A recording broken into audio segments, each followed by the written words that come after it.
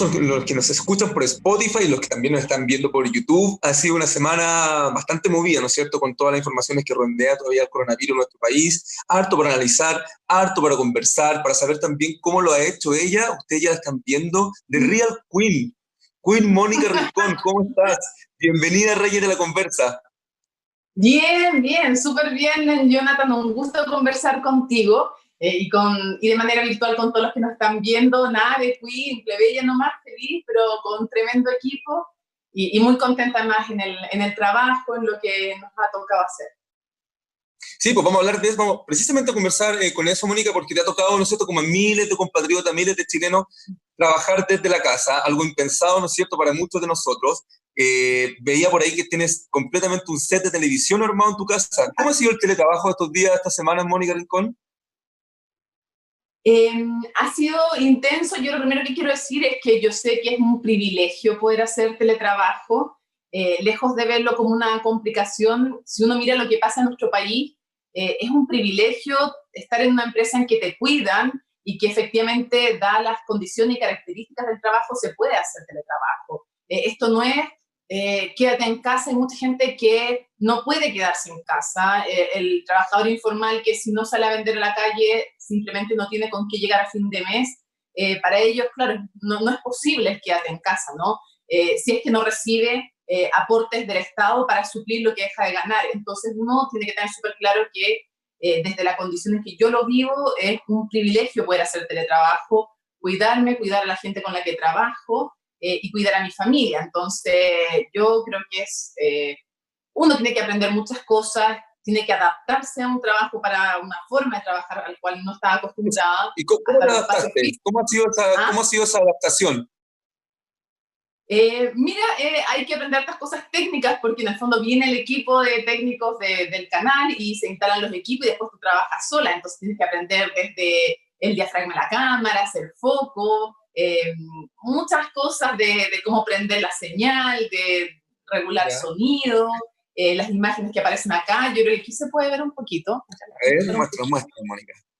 Esto es Solo les voy a mostrar un poquitito para que se vea. Ahí está el plasma, ¿viste?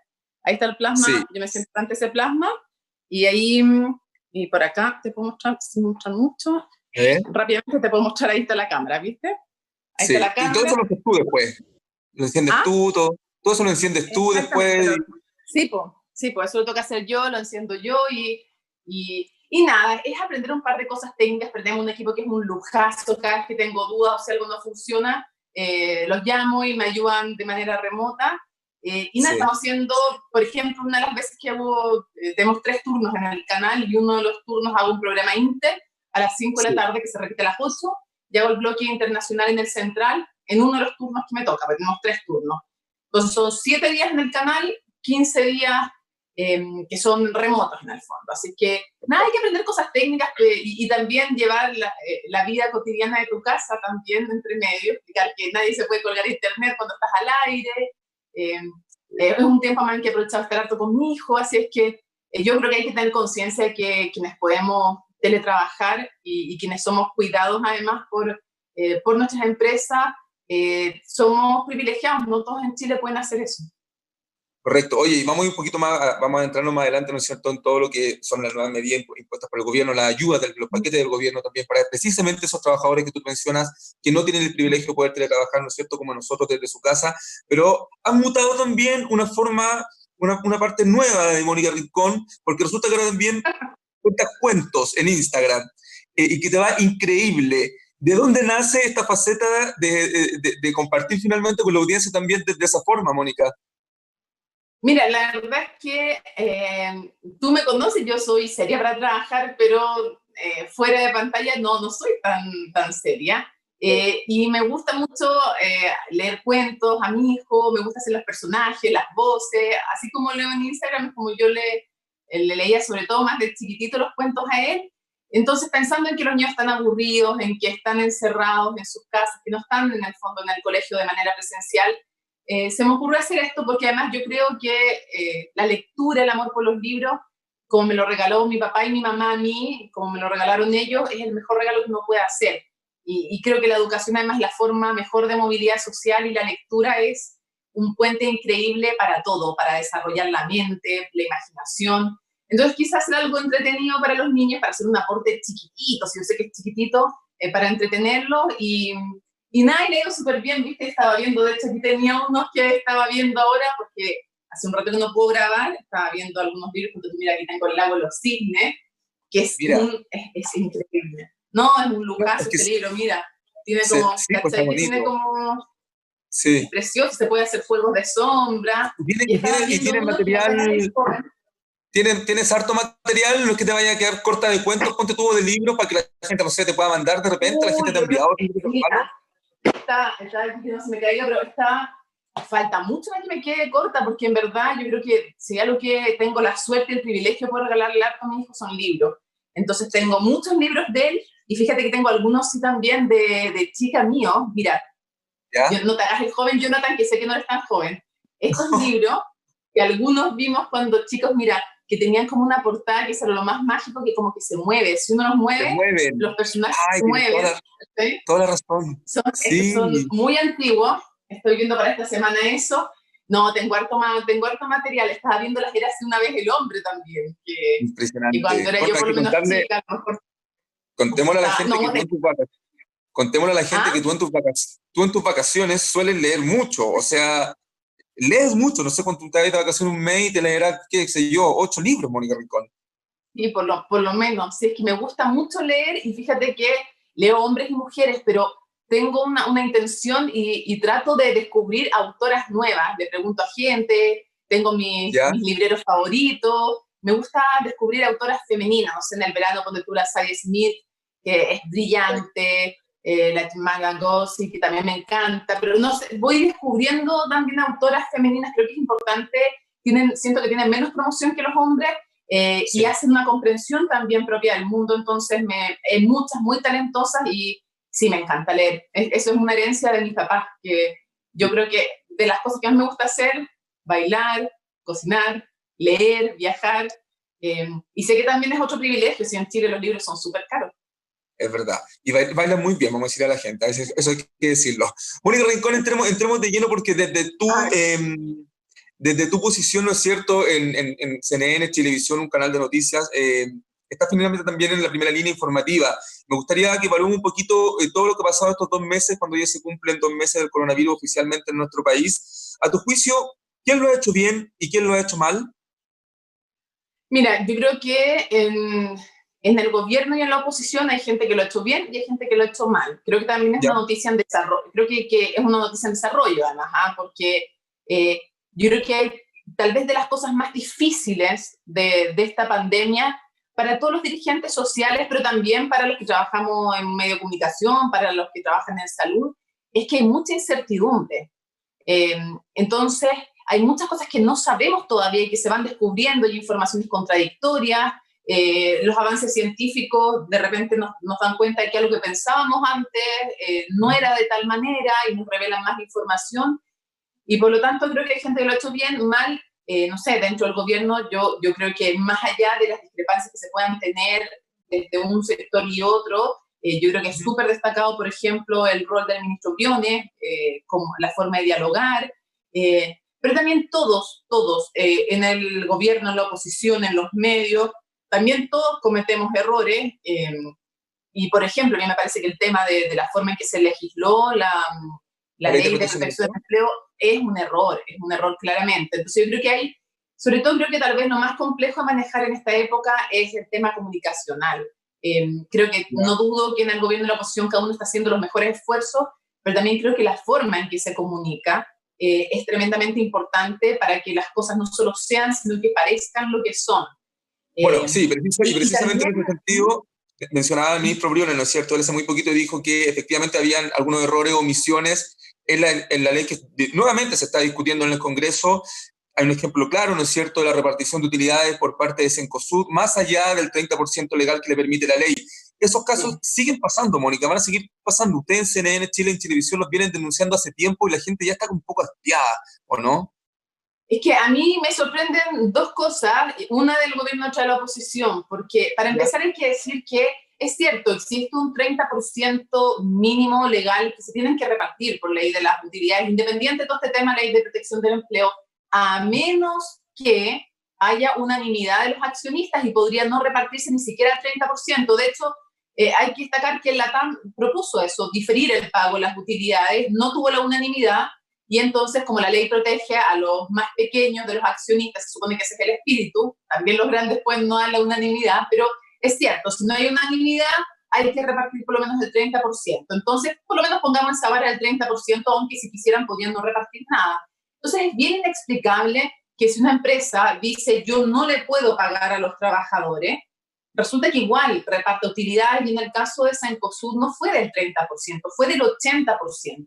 ¿Es legal? Sí, es legal, pero que hay tres responsabilidades a mi gusto. Primero, las empresas no pueden desligarse tampoco de su rol ético, de su responsabilidad social. Entonces, por más que algo esté permitido por ley, el punto es si es una señal de solidaridad o no en el momento que estamos viviendo, cuando tú dejas de pagarle a tus trabajadores.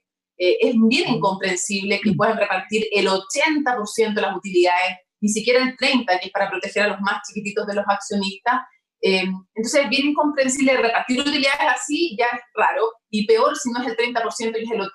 Entonces aquí uno se pregunta, o sea, a ver, el gobierno dijo que no era, cuando esto se legisló, se planteó que se prohibiera la repartición de utilidades o al 30% mínimo o que se prohibiera totalmente. Y resulta que se dijo que no y que el espíritu era que tuviera una actitud solidaria. Pero es que en general las legislaciones lo que tienen que hacer, no en general, siempre a mi juicio, no es sino otra cosa que legislar lo que como país queremos que ocurra. Si no queremos que haya repartición de utilidades más allá del mínimo legal, entonces eso tiene que quedar expresamente en la ley y no a juicio del empresario X. ¿Y por qué? Porque no vivimos en un país de ángeles y por lo mismo no se puede confiar en la buena voluntad de cada uno. Es lo mismo que pasa, Jonathan, que lo conversamos cuando tú trabajas con nosotros respecto a los temas de corrupción. No se puede esperar que no se haga fraude con las platas políticas y las campañas. Hay que prohibirlo por ley. Entonces tiene que estar, por un lado, creo yo, tiene que estar prohibido en la ley lo que no queremos que pase, y segundo, si pasa después, cuando está prohibido, en este caso no está prohibido, pero cuando sí está prohibido, después hay que perseguirlo penalmente. Entonces nos encontramos con dos casos. Uno, el caso en el que no se prohíbe algo que se quería prohibir y después entonces se defrauda a la gente. Y por otro lado, está el caso en las veces en que se prohíben cosas, se incumplen las leyes y después no se persigue penalmente, que son todos los casos de platas políticas. Ninguna de las dos cosas es lo que quiere un país, ¿no? Ni que se deje por ley lo que no se debiera dejar, ni que después, cuando se incumple la ley, no se persiga penalmente. Y Mónica Rincón, la periodista, ¿no es cierto?, que analiza cada día los hechos que están ocurriendo. ¿Cómo evalúas tú la gestión que ha tenido el gobierno en esta crisis, Mónica? Yo creo que, como te decía, tanto en el gobierno como en la oposición hay cosas acertadas y cosas que no son tan acertadas. Cuesta porque es un tema súper técnico, entonces cuesta evaluar, pero creo que hasta ahora el sistema sanitario ha respondido razonablemente bien. Pero creo que hay temas de comunicación que son importantes salvar. Creo que es necesario que el tema económico, las ayudas económicas lleguen con más intensidad a más gente y más rápido.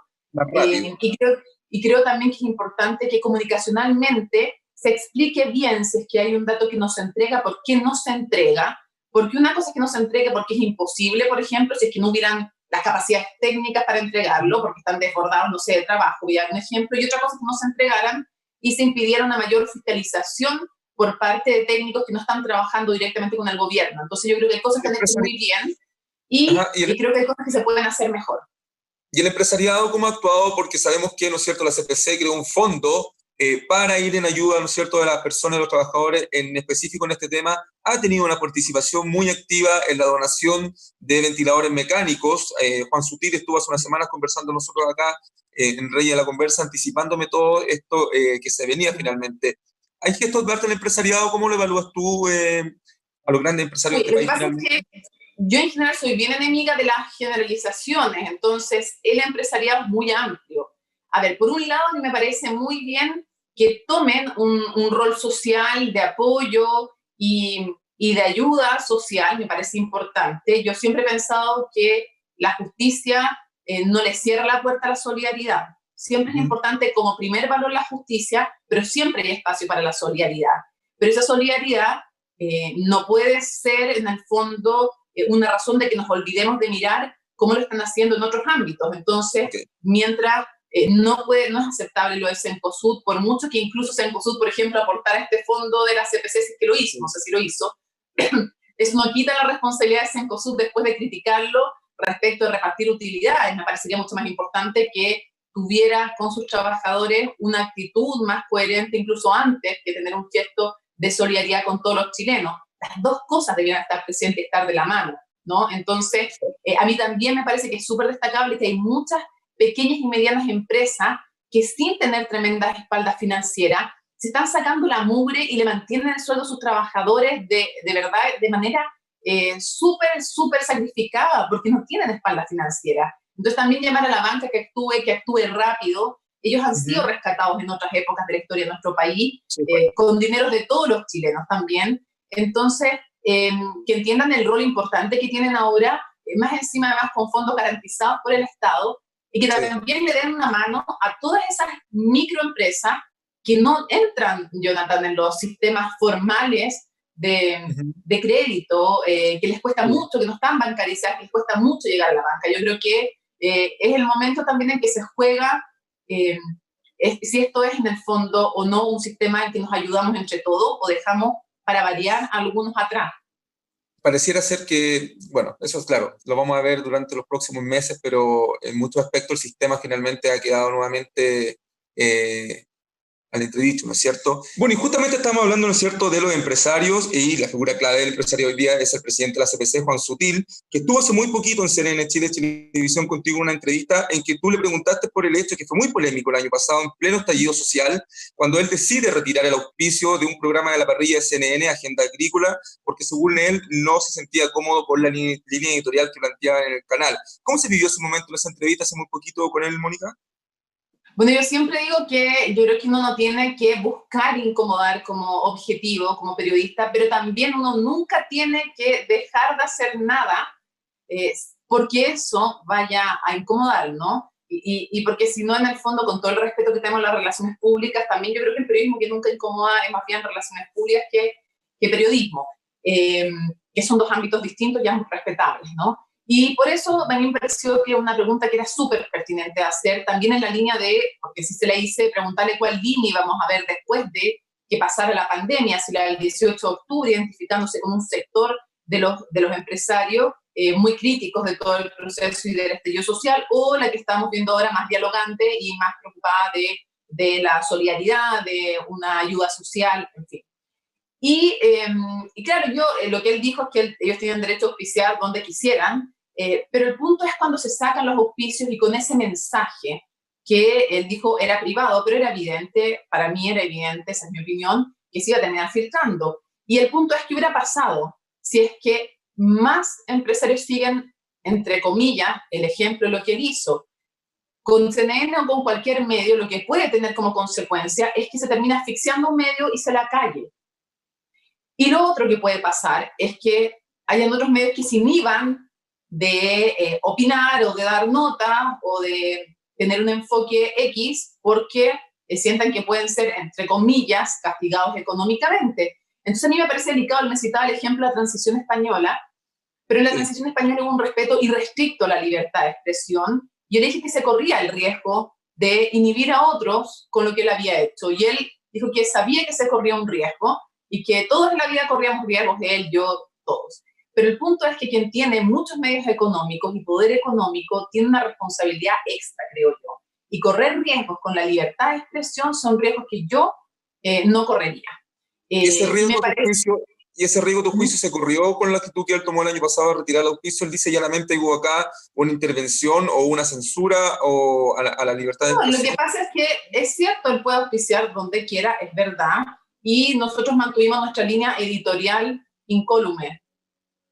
No nos influyó ese hecho, pero yo estoy hablando a nivel teórico, de principios. Efectivamente, si un grupo de empresarios decide presionar a un medio sacándole auspicios, sí se corre un riesgo finalmente, o por último, si todos se ponen de acuerdo, todos los auspiciadores del canal, llevémoslo al extremo. Si todos los auspiciadores de una radio, de un canal o de un diario deciden sacar todos los auspicios, todos, porque no les gusta la línea, ese medio termina quebrando. Entonces sí hay un tema entre el poder económico y que no sea una forma finalmente de controlar la línea editorial de un medio, que es tremendamente delicado y que en otros países me parece que tienen más claro también quienes ostentan ese poder económico. Me parece que...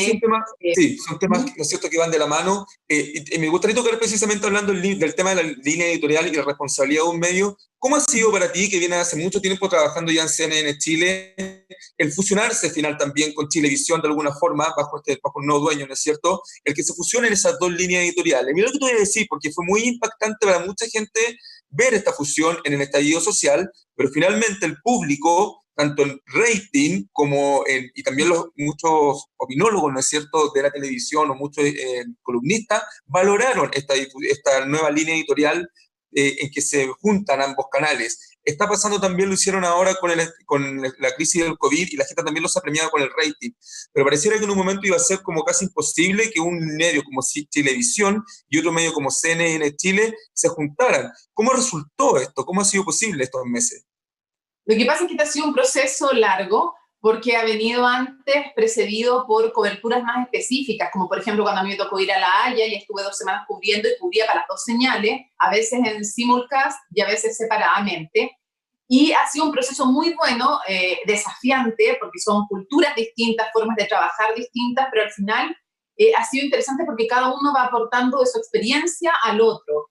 Y creo que Chilevisión nos ha dado una masividad que no tenemos en un canal de cable, y también nosotros le hemos dado expertise de lo que significa trabajar 24 horas en un canal de noticias. Entonces creo que ha sido muy enriquecedor, y lo interesante es que cada canal mantiene su identidad editorial. Y, por ejemplo, no sé, en CNN Chile es muy importante el tema político, el tema internacional, el tema económico.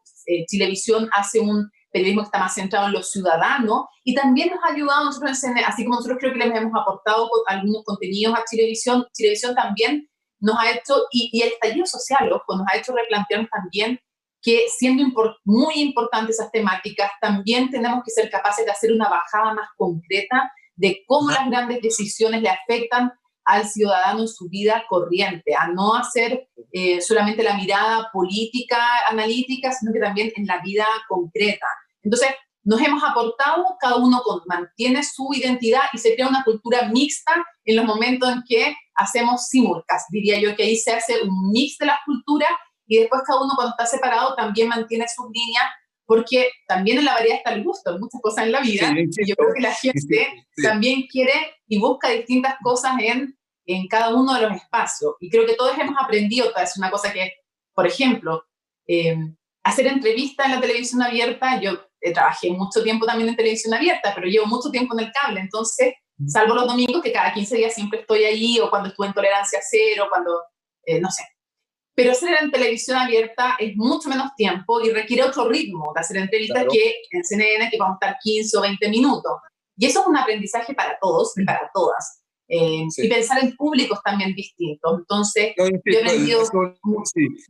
La audiencia lo ha premiado. Oye, Mónica, entre nos nomás.